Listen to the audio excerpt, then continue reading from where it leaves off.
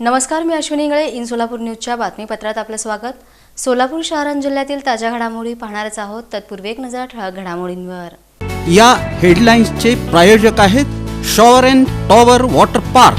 या कडक उन्हाळ्यात मनोरंजनाच्या थंडगार साधनांचा आस्वाद घ्या.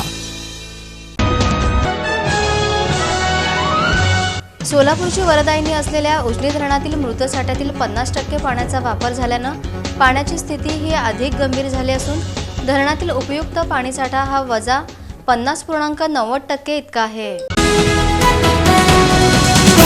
आपत्ती व्यवस्थापनासाठी सर्व यंत्रणांनी समन्वय ठेवावा.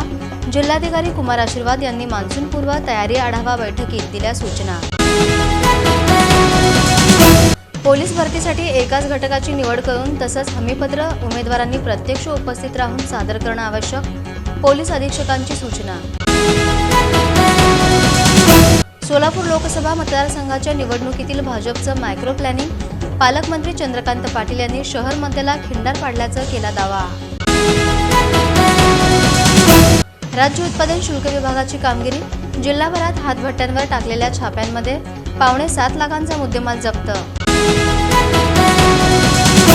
आणि खुनाचा प्रयत्न केल्याप्रकरणी 4 आरोपींना न्यायालयानं 5 वर्ष सक्तमजुरी आणि 1,20,000च्या दंडाची शिक्षा ठोठावली.